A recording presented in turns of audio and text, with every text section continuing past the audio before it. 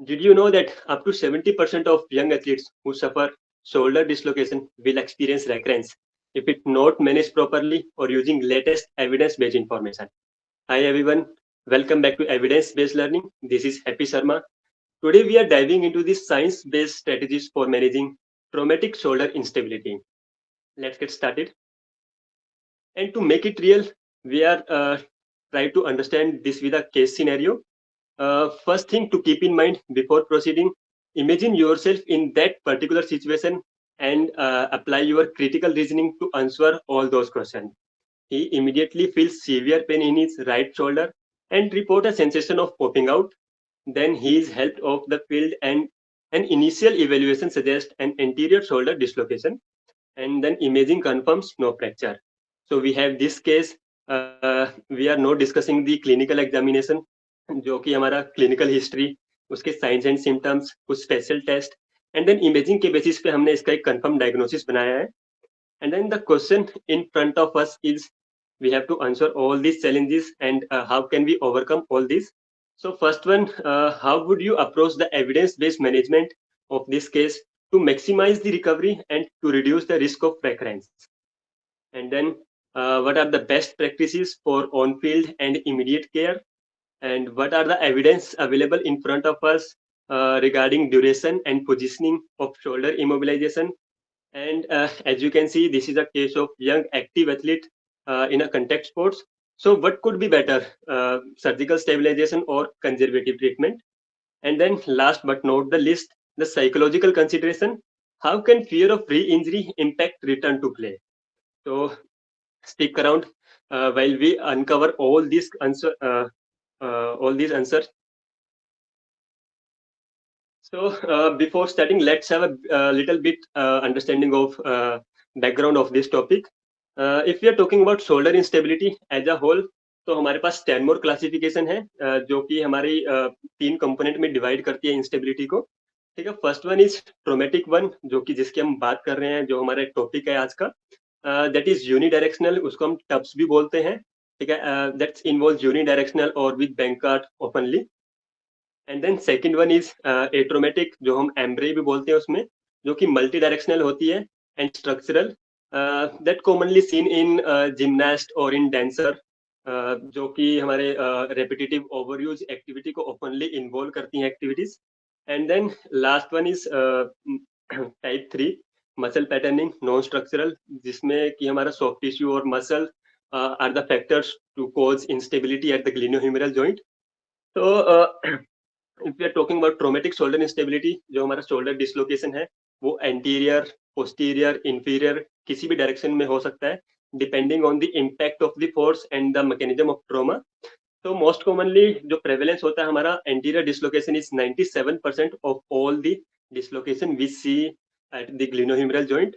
And then जो उसका mechanism हो सकता है कि जैसा कि हम देख रहे हैं, कोई भी आउटरेस आर्म पे फॉल हुआ या कोई टैकल इंजरी है, जिसमें कि कोई भी फोर्स या कोई भी ट्रोमा, कोई भी इम्पैक्ट हमारा एक्सटर्नल रोटेशन और ओवर एबडक्शन में लेके जा रहा है हमारे जॉइंट को, तो that stress over the anterior structure और एंटीरियर डायरेक्शन में हमारा डिसलोकेशन हो सकता है. ऐसे ही पोस्टीरियर और इंफीरियर डायरेक्शन में, जो कि लेस कॉमन है. So if we are discussing about the current concept, how we manage this condition, so the decision making process is based on two goals. We have to minimize the risk of recurrence, जो कि हम देख रहे हैं हमारे जो भी literature available है.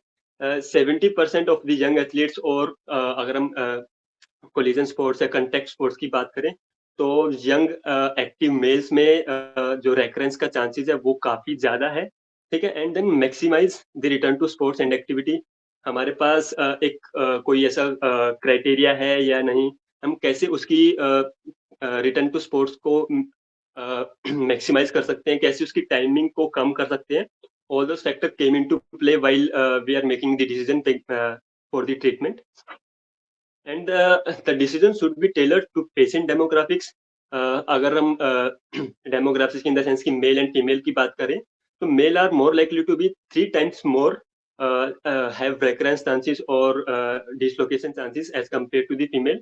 And if age, Then elder people, 40 years of age and greater than that, they have less likely complication and other chances of recurrence.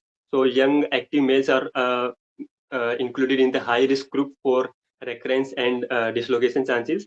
Then functional demand for athletes, and then extent of pathology, कितनी हमारी severity है, क्या complication involvement है case में, क्या कोई bone loss है या other factor का involvement है.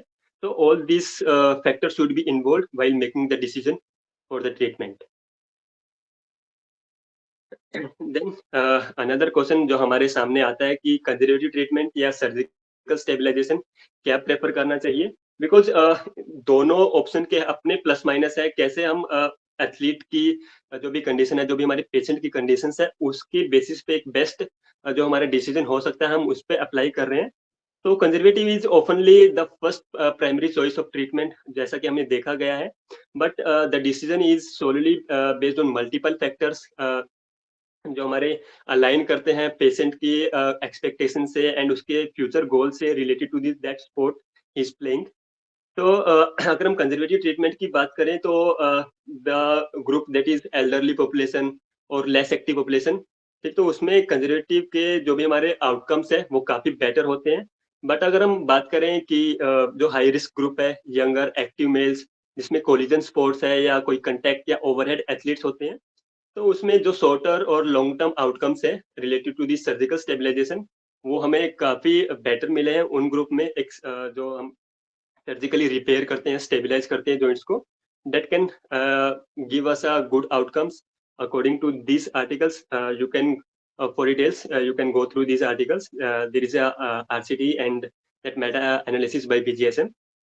So the factors like return to play timing, re-injury rate, the outcomes of short term and long terms, ठीक है, all these should be considered. And अगर हम बात करें conservative and surgical की, they provide both of us.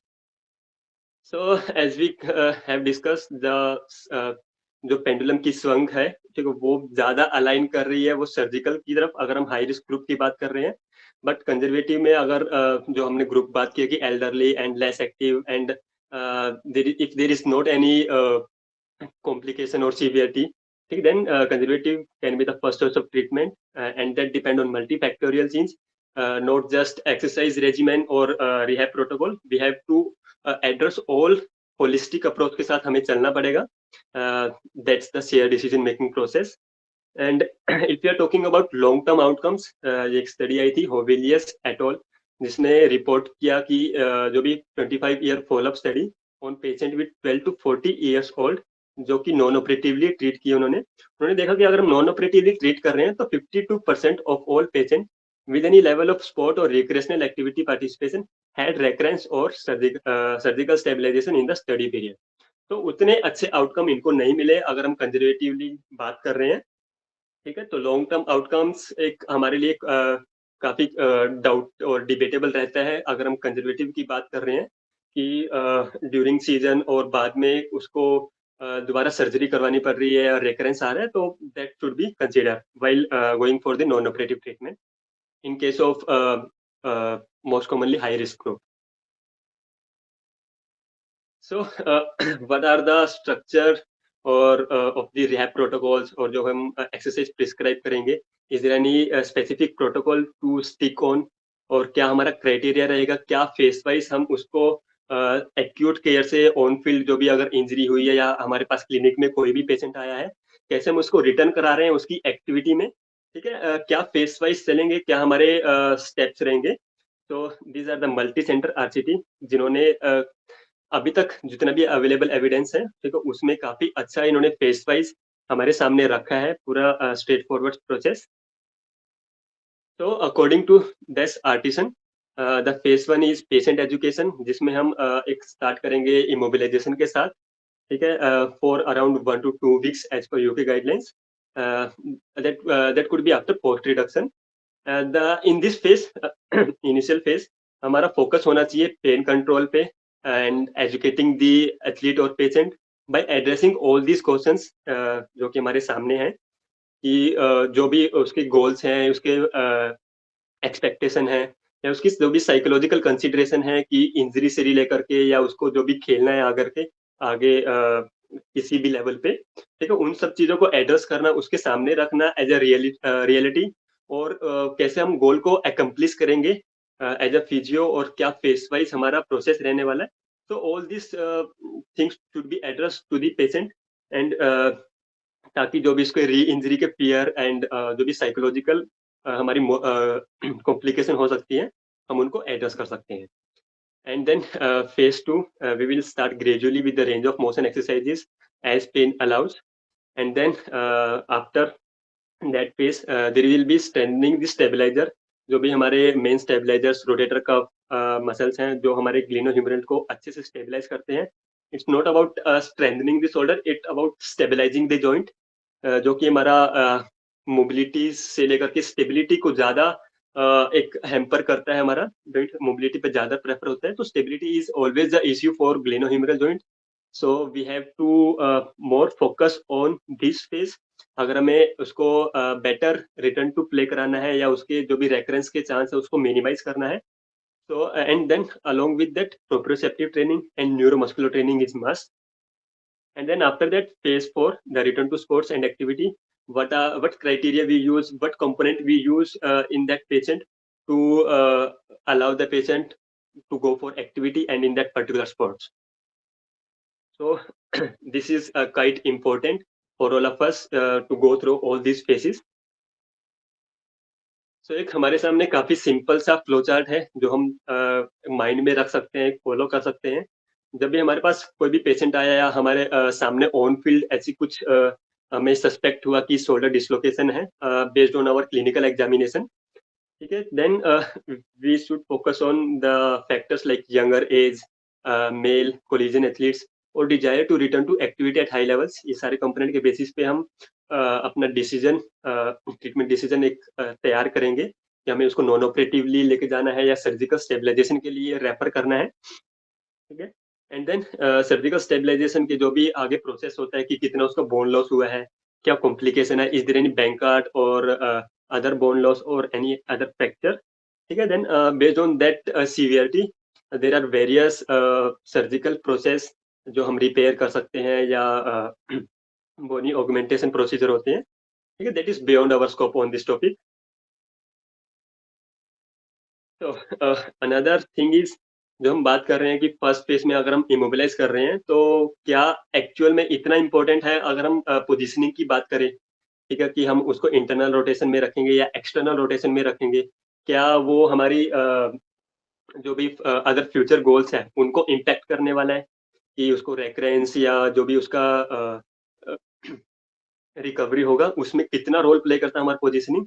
So this is quite good article जो हमारा एक कंडीशनिंग बना हुआ है कि हम इंटरनल रोटेशन में मोस्टली प्रेफर करते हैं हमारे, अगर इमोबिलाइजेशन की बात करें शोल्डर की। सो ये काफी अपोजिट है जो भी हमारी थिंकिंग और बिलीफ है related to the positioning of immobilization. So according to this meta-analysis, immobilization in external rotation resulted in a lower rate of recurrent dislocation after a first-time anterior shoulder instability. So this is most important, including in younger patients who are at higher risk of recurrence.